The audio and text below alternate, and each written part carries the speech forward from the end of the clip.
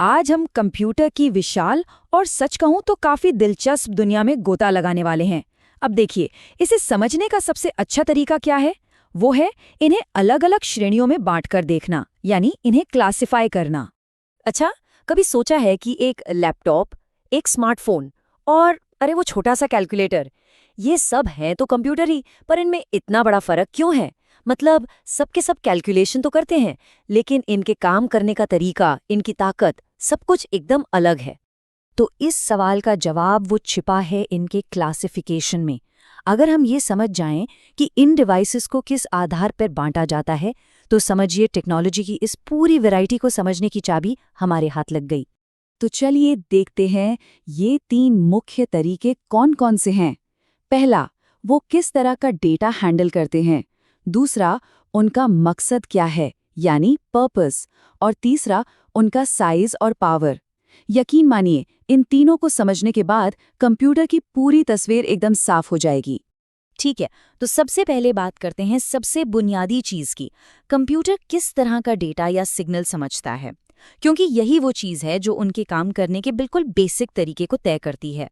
यहाँ पर ना 2 बिल्कुल अलग दुनियाएं हैं। एक तरफ है एनालॉग कंप्यूटर। ये क्या करते हैं? ये लगातार बदलने वाले डेटा को प्रोसेस करते हैं। सोचिए जैसे थर्मामीटर में पारा धीरे धीरे ऊपर चढ़ता है, या किसी आवाज की लहर। और दूसरी तरफ है हमारे डिजिटल कंप्यूटर्स।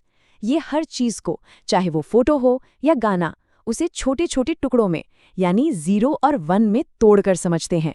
इसका सबसे क्लासिक उदाहरण है हमारी पुरानी सुइयों वाली घड़ी। देखा है ना? उसकी सुइयां कभी रुकती नहीं है, वो लगातार चलती रहती हैं। वो समय को सेकेंड्स या मिनट्स के टुकड़ों में नहीं, बल्कि एक बहते हुए बहाव की तरह मापती हैं। यही एनालॉग है। और फिर इसके ठीक उलट है डिजिटल कंप्यूटर्स। हमारा लैपटॉप, हमारा फ़ोन, मतलब वो हर डिवाइस जो हम आज इस्तेमाल कर रहे हैं। इनके लिए सब कुछ, हर तस्वीर, हर गाना, हर शब्द, सब कुछ सिर्फ 0 और 1 का एक लंबा खेल है, बस। लेकिन सोचिए, क्या होता है जब ये दोनों दुनियाएं आपस में मिल जाती हैं? तब बनते हैं हाइब्रिड कंप्यूटर। इसका एक बेहतरीन उदाहरण है हॉस्पिटल के आईसीयू का मॉनिटर।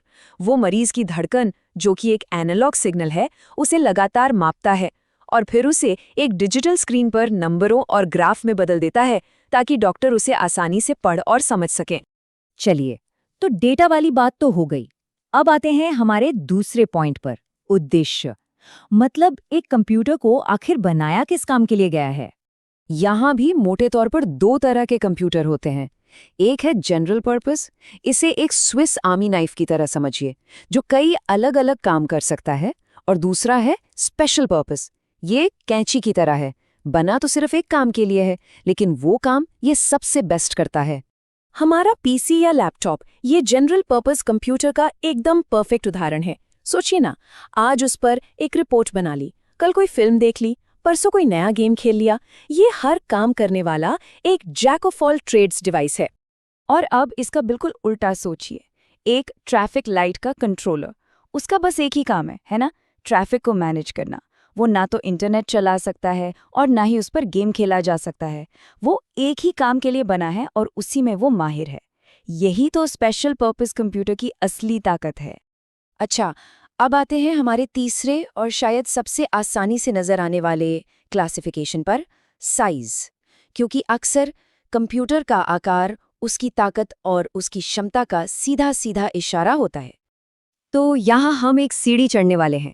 सबसे नीचे है माइक्रो कंप्यूटर, फिर उससे ऊपर मिनी कंप्यूटर, उसके बाद आता है मेन फ्रेम कंप्यूटर और सबसे ऊपर सुपर कंप्यूटर। अब देखिए, ये सिर्फ साइज की बात नहीं है। जैसा कि इस टेबल में साफ साफ दिख रहा है, जैसे जैसे साइज बढ़ता है, यूजर्स की संख्या और प्रोसेसिंग स्पीड भी रॉकेट की तरह ऊपर जाती है। एक माइक्रो कंप्यूटर एक इंसान के लिए है, वहीं एक मेन फ्रेम कंप्यूटर हजारों लोगों के बैंक ट्रांजैक्शन एक साथ एक ही झटके में संभाल लेता है। और सुपर कंप्यूटर, अरे वो तो बिल्कुल अलग लीग में है। मौसम का पूर्वानुमान लगाना, मुश्किल से मुश्किल साइंटिफिक रिसर्च करना, ये सब उनके काम हैं। तो हमने कंप्यूटर को 3 अलग अलग एंगल से देख लिया, डेटा, पर्पस और साइज। अब असली मजा है इन सबको एक साथ जोड़कर देखने में। और ये स्लाइड, ये इस पूरी बातचीत का निचोड़ है। देखिए, कोई भी एक डिवाइस इन तीनों पैमानों पर एक साथ फिट होता है। अपना स्मार्टफोन ही ले लीजिए। डेटा के हिसाब से ये डिजिटल है, उद्देश्य के हिसाब से जनरल पर्पस है और साइज के हिसाब से ये एक माइक्रो कंप्यूटर है। देखा, वो एक ही वक्त में तीनों हैं और यही समझना हमें किसी भी डिवाइस की असली ताकत और उसकी जगह बताता है।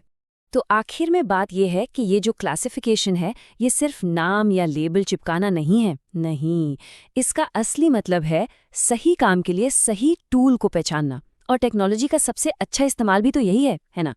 और अब एक सवाल जो हमें भविष्य की तरफ ले जाता है। सोचिए, जैसे जैसे क्वांटम कंप्यूटिंग और एआई जैसी टेक्नोलॉजीज आ रही हैं, क्या कंप्यूटर को बांटने के ये तरीके पुराने पड़ जाएंगे? क्या हमें पूरी तरह से नए तरीकों, नए पैमानों की जरूरत पड़ेगी? खैर, इसका जवाब जो भी हो, एक बात तो पक्की है, आने वाला वक्त टेक्नोलॉजी में बहुत बहुत ज्यादा रोमांचक होने